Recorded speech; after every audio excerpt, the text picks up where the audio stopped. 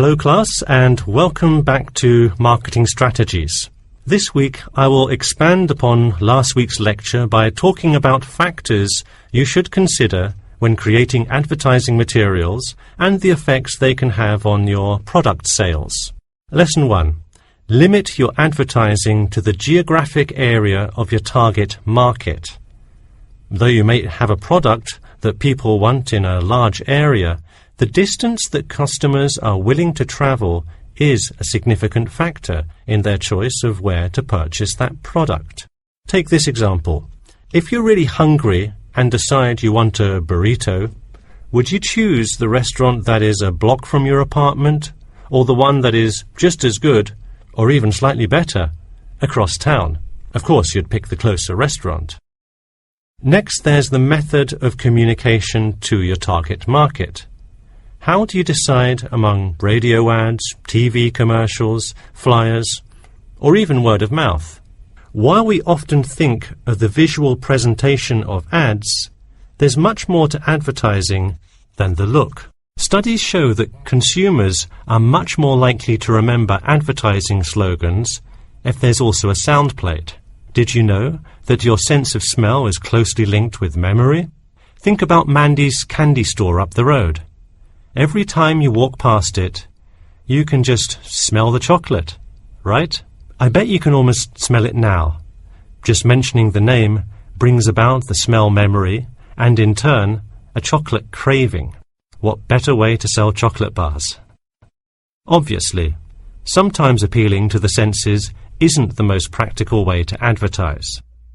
For example, it's a good idea to come up with a marketing strategy that adapts to the product, especially digital products. The flexibility of this kind of products is extremely important, so it's very common for advertisers to form one single layout for all of their ads, the visual, the medium, even the majority of the content, and simply update the ad each time they come out with a new version.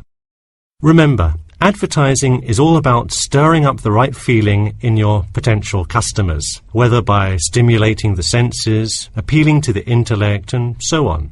Once the customer experiences the ad, the important thing is his or her reaction.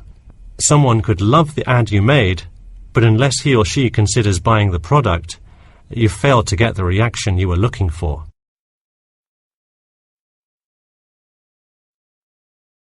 So once you have successfully reached your target customer, and you have his or her business, often you will want to expand to a larger market. More often than not, the same marketing strategies you used in your small campaign may not work for a larger audience.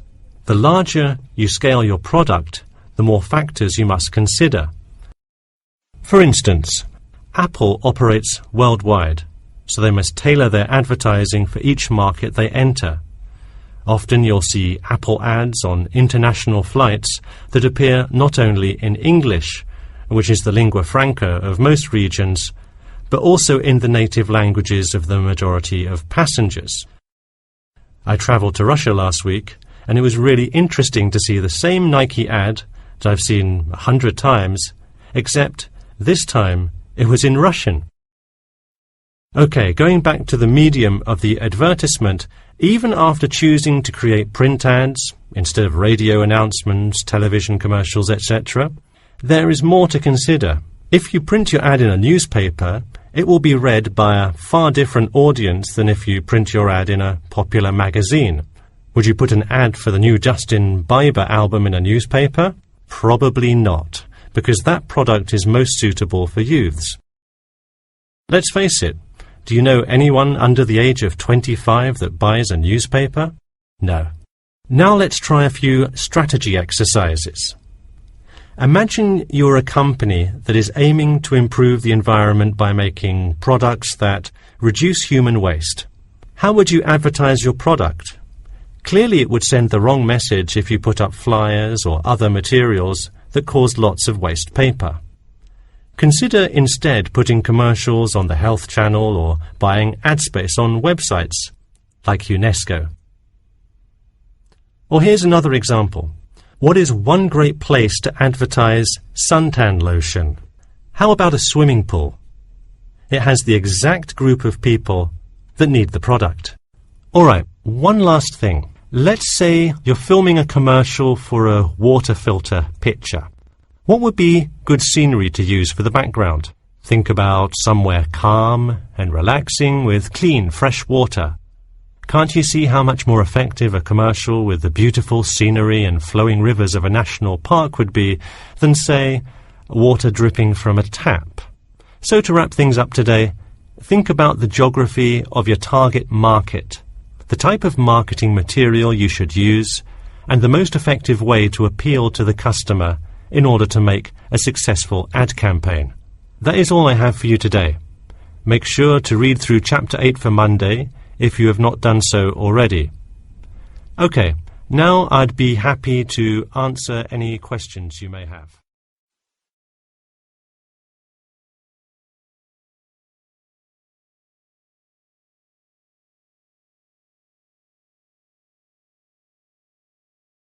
Hello, is this John Murphy? Hi, yes it is. Hi John, this is Ed Heisenberg from the Wild Dune Spa and Resort, calling about your application for our lifeguard position. Do you have a few minutes to talk? Yes, absolutely. Great, could you give me your address? Sure. My address is 45 Elsinore Court. I'm sorry, was that Eleanor? Could you spell that for me? Sure, it's Elsinore. E-L-S-I-N-O-R-E. Okay, thanks. And is this the number we should reach you at in the future? 099885767? No, that's my home phone. But let me give you my mobile number instead. 077 896 245. Call me on that one. Okay, I'll make a note of that. Could you tell me your availability? Sure, I'm usually available during afternoons or weekends. I'd prefer not to be scheduled on weeknights because I work part-time as a waiter. That shouldn't be a problem, since we don't stay open very late anyway. And do you have any other employment experience? Yes, I've worked at a few other places. I was the baseball coach at Richmond High School last season. I see. And do you have any other experience that you would like us to note on your application? Yes. Last year I worked at the beach as a rescue diver. Rescue diver? That sounds intense. Well, it's really just like being a lifeguard, except in the ocean instead of pool. So kind of like being a lifeguard at the world's largest pool. I see. So could you tell me about the relevant skills you have? I'm guessing a lot given your experience. I'm CPR certified and have 2 years of diving experience. Great. It sounds like you are well qualified for this position. When does your CPR certification expire? I think in November, but let me quickly check my CPR card. Actually, it expires in October. Okay, so regardless, you have it through the end of the summer. When is your ideal time to work? Since I work in the restaurant on weeknights, I like weekends best, specifically Saturday mornings. I see. We do already have a lot of staff available on Saturdays, but I do need an early morning shift lifeguard. How early could you work Saturday morning? I can get there by 6 o'clock if need be. You'll be happy to know we open a little later than that, but I'll put you down for Saturday mornings here. Oh, awesome. I can't wait to get started. How about you come in next Saturday, the 12th? That sounds good. Great. We can figure out other shifts for you to work when you come in then. One last thing, just out of curiosity, where did you hear about us? I heard your ad on the radio while I was driving this morning. You know, I think you're the first person who has responded to our radio ads. It's almost always people who have seen us in the newspaper. Yeah, I don't have time to read through the newspaper every morning. I have plenty of time in the car to listen to radio ads. That makes sense. Well, thanks for your time, and we'll look forward to seeing you on the 12th.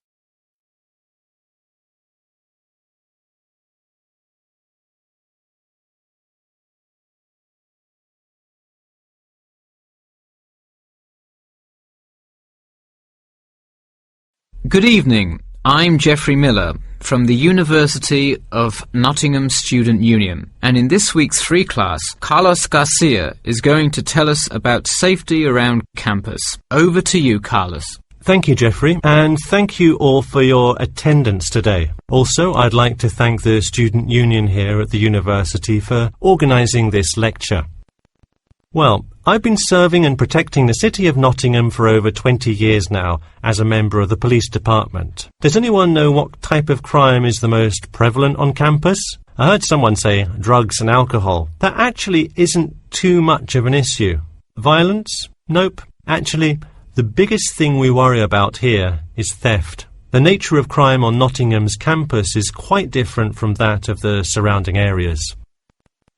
Crime rates across the East Midlands are very difficult to control. We'd like to see the rate stay the same for this calendar year, but it has been increasing steadily over the past 3 years. On campus, however, I'm happy to say that the overall crime rate has fallen this year. You wouldn't think so if you've seen the extremely exaggerated stories in the media. The media has done nothing but cause more concern about crime in our area. Even the crime shows you see today are a little bit far-fetched, but at least viewers know they're not real events. We'd really like to see more factual news articles out there so the public can have a rational sense of the safety level of our society.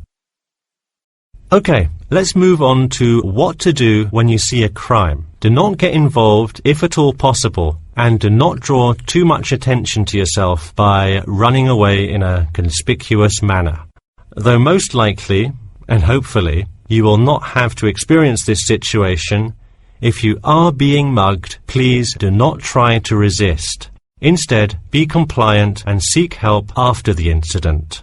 Like I said, though, it is highly unlikely that you will find yourself amidst a crime, but it is important to be prepared should it ever happen. We find that educating students and staff on the correct precautions to take is the best way to increase your safety. Just remember to be smart when you're out late at night and avoid any area or person that looks suspicious. I know it sounds obvious, but I cannot stress this enough. It's also not a bad idea to have your mobile phone with you at all times, but be careful. If you're chatting on your smartphone on your way home, you're a prime target for thieves. I'd like to see a show of hands. How many people have left work or the library after 10 p.m. to go home before? A lot of you, right? If you do have to go home late at night, please don't walk home alone. More often than not, there's someone there that will be walking the same direction as you at some point. Walk home with a friend or co-worker. Even if you must use your phone to call someone that's nearby to walk with you, it's always safer to walk home with someone. So when you're walking home, you may feel more comfortable with some sort of self-defense, such as pepper spray. Now, it's your call whether you want to carry something like this or not. However, I absolutely advise against carrying a knife or any other offensive weapon. All too often, they can be used against you if you're disarmed, putting yourself in more danger.